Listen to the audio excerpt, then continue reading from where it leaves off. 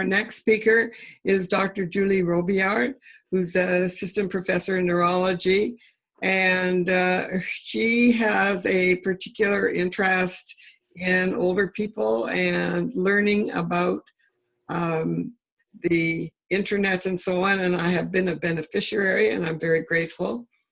She's going to talk today about the robot will see you now, the promises and perils of robotics in aging. Dr. Robillard.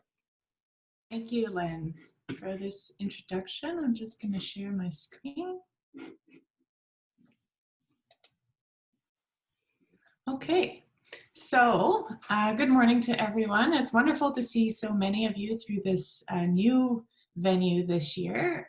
Hope we'll be able to go back to other types of in-person events and activities in the future, but this is a wonderful way to connect with everyone. I'll be talking a little bit about robots today, and then I will spend the second half of my very short 15 minutes talking about questions that we can ask ourselves when thinking of adopting any technology, whether robots or mobile apps or smart home systems or anything like that. So just to start by thinking, most importantly, all of our research participants and our advisors in my lab, they're called the League, who really inform and shape every aspect of the research that we do. I'm very lucky to be surrounded by exceptional trainees, and in this case, I'd like to thank Julia Wu for her assistance in preparing the presentation. I'm also grateful to our collaborators and the generous organizations that fund our work. So let me start by going over what a social robot is. I have one with me, if you can see on my video. This is Millie. She's one of our resident lab robots. But on the slide, you can see 4 examples of that from left to right. Please meet Pepper, Miro, Now, and Paro. So you may have come in contact with some of these over at different activities or events that you've attended. They're all fairly popular versions. So as you can see, social robots can be human-like or animal-like. And we define a social robot as a robot that essentially communicates with humans or interacts with humans in many ways. That can be verbally through talking, conversation, discussion, but also in other ways. So the pet-like robots will essentially act like a pet. So they'll wag their tail when you pet them the way they like to be pet, or they might shy away if you're being loud or if you're annoying to them. Or so there's very different ways in which we can interact with these devices. And as a result of the different ways we can interact with them, they can do different things for us. And typically when we think about social robots, people imagine these sort of creepy human-like robots that we have these very strange conversations with. And they can certainly do that. Some robots can do that, but that's not all they can do. And then this for this group, that's not necessarily the aspect of social robots we're most interested in. Other things social robots can do and have done include demonstrating physical exercises or engaging in activities that way. They're very useful for physiotherapy and physical therapy at home. If you don't have access to your physiotherapist, they can demonstrate and sort of lead you into some of those activities. They can be very useful just to play with, to engage with you, to distract you. That's something they're used for a lot. I have Millie at home right now because we're all working from home in the lab, but I can't say that she's a burden. She's quite fun to hang out with, and then she doesn't pee on the carpet, which is a huge bonus of pet-like robots. And I think in this age of pandemics and social isolation, we're really having a renewed interest in what social robots can do. They can certainly deliver some healthcare services and interventions. You can think of social robots as delivery devices for your medication, for example. So we're really have a renewed interest in where social robots can meet some of the gaps that we're experiencing right now due to the pandemic and due to the social isolation issues. So in instances where they have been used and they have been implemented, whether in people's homes or in hospital settings or long-term care settings, social robots have been shown to have some benefits for the end users. Interacting with different types of social robots have been shown to decrease things like agitation, anxiety, has been shown to be helpful to address loneliness and to decrease stress. They've also been shown to increase things like quality of life, like engagement, like communication skills, and also provide assistance with activities of daily living, like remembering to take your medication, for example. And I want to highlight that these benefits, have been shown really across the lifespan. So for every population, from children all the way through to older adults. And there's been a lot of work looking at social robots in persons living with dementia and their care partners. And again, some of these benefits have been shown in those populations as well. That said, if this would have been an in-person event, I would have asked by show of hands to get a sense of who in the room has a device, and I would wager that most of us don't. I only have Millie at home, again, because of this exceptional situation, but most people don't have a social robot to help with all of these issues that they may be experiencing. And it's interesting to consider why that is and why they're not more popular. If they have all these benefits, I mean, who wouldn't want to be less stressed and more organized in their lives and have better quality of life? And so when we ask people why they don't have a social robot or wouldn't consider having a social robot, here are some of the things that we hear. A lot of people tell us they didn't know they existed. So you may be hearing about this for the first time, and that's definitely legitimate, as they're a fairly new item. A lot of people tell us they don't need one. They don't need that kind of assistance. They don't have any interest in having a gizmo like that in their home, which is also legitimate. Some people tell us they worry about their privacy, or they worry about other ethical issues, like they don't want to be deceived into thinking something is a cat or a dog when it really isn't. Of course, there's a concern about cost. A lot of people think they're too expensive. They're definitely very expensive still, but some devices are getting more and more more and more accessible, and that the costs are coming down. And what we hear a lot as well is that people think it would be awkward, and they don't really, they think that maybe would be creepy to have a conversation with the technology, or to pet a fake dog. And that's, again, a very legitimate concern. I can tell you, in terms of the pet robots, that concern fades fast and you quickly adopt them as members of your family. But I can definitely see why this is a concern, and it's definitely something that we hear a lot. So in scientific terms, those reasons that people have to choose not to adopt a technology are called barriers to adoption. And 4 of the sort of terms that we would use to describe these include benefits. So people who tell us things like, I don't need one, that's because they don't see the benefit. They don't see that this is a device that will help lower their stress, or that will help with their quality of life. They just don't really have a need for that. Another barrier is accessibility. So we talked about cost, and that's certainly still very prohibitive. But there's other aspects of accessibility. People sometimes feel they wouldn't know how to use it, or probably the battery wouldn't be charged fully when needed, and things like that. So those are important issues to consider. There's, of course, ethical barriers. So again, people who are concerned with their privacy. Robots, in order to interact with us, they need to record and interpret video and audio signals from the end users. And so, of course, that data needs to be stored somewhere and needs to be used in certain ways. And so there's some ethical considerations about that for sure. And then finally, one of the barriers is this idea of emotion.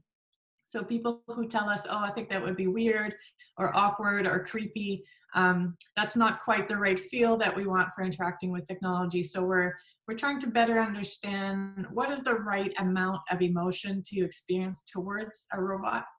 And when I talk about emotion in robotics or emotion in technology, what I often hear, not always, but what I often hear is no emotion. No emotion is acceptable. We don't want to get attached. It would be weird to have emotion towards the device. But to that I say, too late. We already, most of us experience emotions towards technology. Many of us have these smartphones. It's currently tracking my time. And anyone who sort of lives with a smartphone in their pockets knows that the day that you forget it at home, or the day that you drop it in the sink, is a very bad day. And we have negative emotions about that. And it's not because we're in love with our phones, and it's not because we're attached to the device itself, but it's because it provides us with a lot of benefit. It connects us to other people. It can provide a sense of safety, knowing you can call someone if your car gets stuck. And so it's normal that we are attached to that device for the benefits that it provides for us. So we need to really think about that, about what amount of emotion is okay, and what that emotion should look like, and develop robots that are able to sense the emotions that we're going through, and respond to that in a way that's ethical, that's not creepy, but that's enough for us to feel engaged and to feel like we're really getting something out of that interaction. So in research, just very briefly, we're trying to tackle these barriers where robots can be beneficial. We want people to have them and to use them. And so we're using a lot of different methods of just showing you a snapshot of some of the methods that we're using in my lab at UBC. So to get around this idea of benefit and to make sure that we're developing devices that people want to use, we're trying to use co-creation methods, so work together with the populations that would benefit from these devices, and getting a good understanding of what's important to them and what's the needs that they're experiencing, rather than just the needs that we think people are experiencing, which is something that as scientists we're sometimes guilty of. So co-creation can really help us hone in on what are the priorities for these devices, and what we really shouldn't bother spending time, developing if people don't really think it'll benefit them. In terms of accessibility, over time cost will come down, but looking at the other type of accessibility, the ease of use, we're really borrowing from engineering methods, looking at human robotics interactions, just trying to get a better understanding of how people want to interact with these devices and the ways that we can make that easier. In terms of addressing the ethical issues, the concerns around privacy or around deceiving people into thinking something that isn't real is a real animal or a real person, we're really, again, similar to the co-creation methods, we're working together with the people who are going to be using these devices and trying to understand what their concerns are, what's a showstopper, what's something we can work on together on the ethics front. And then around emotion, we want to do some modeling. We want to get a better understanding of, again, what's the right amount to experience and to express, and what's the way to ensure that the robots are able to be responsive to that in a way that is really positive and beneficial and not creepy and not weird. So that's the extent of the social robots. I don't want to spend any more time on the social robot side of things because, as I said, I'm sure many of us don't have them and are probably not necessarily thinking about getting one. But as we develop social robots, we're learning a lot of things about other technologies, and we're also able to shape this area in a way that will make them useful and beneficial in the long term. But in the meantime, I wanted to leave you with something that's useful for all different kinds of technologies, including social robots, but as I mentioned, also including technologies like new mobile apps or smartphone devices, or maybe you're thinking about joining Facebook to connect with friends and family. So I want to leave you with 10 questions to think about when you're considering adopting a new technology, whether that's a Millie or a Facebook. And so the first 2 questions to ask yourself is this device going to improve your quality of life? So is it going to make your life easier? Is it going to make your life more fun? Is it going to make your life more productive? So that's a first question to ask. Also ask if the device will benefit your spouse or your care partner, or essentially anybody who lives in your household. Usually when technologies benefit more than one person in the household, they tend to have a greater benefit and to lead to a more sustained use. You have 1 minute, Julie. Okay. And 2 more questions to think about. How much does it cost to buy and to use? Some of these devices and services require monthly or yearly fees, so something to know ahead of time. Think about whether you're feeling confident you'll be able to use the device easily. Does it look like it makes sense to you? Is there a number you can call if you're not sure? Do you know someone who has this device who can help you with it? 2 more questions to, do you understand the benefits and the harms of using the device? So for example, if you're thinking about joining a social media group, some of the benefits that, you'll be able to connect with others who are like-minded, but also think about how it'll make you feel to do that. Emily had some great examples when considering services like 23andMe. So a lot of these things apply here. In cases where the technology collects and stores some information about you, think about whether you're able to know whether that information is being kept private and protected. I'm not saying you have to read every word in the privacy policies and the terms of agreement, although if you're so inclined, definitely do that. But sometimes they're very long and they're full of legal terms and difficult to understand. But are you able to get through other means a good sense of what's happening with your information using this technology? Do you trust that the device is of good quality? Now that we buy a lot of things online, we've lost a lot of the ways in which we used to evaluate the quality of things that we buy. And so think about other ways in which you can tell that this device meets high standards for quality. Think about whether the device will support your independence or create a dependence. Always something to imagine yourself in the future using this device. And then finally, the last two questions to consider: how will the technology impact your levels of stress and anxiety? A lot of technology can decrease our stress and anxiety. Good meditation apps or relaxation apps, or maybe a fitness tracker will keep you active throughout the day. So those can have really good benefits, but some technologies may increase your stress and your anxiety.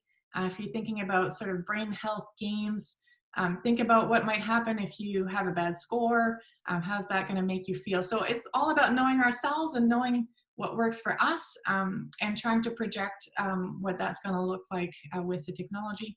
And then finally, ask yourself if the device is aligned with your values, if it's going to support the kind of person that you're trying to be in your day-to-day life.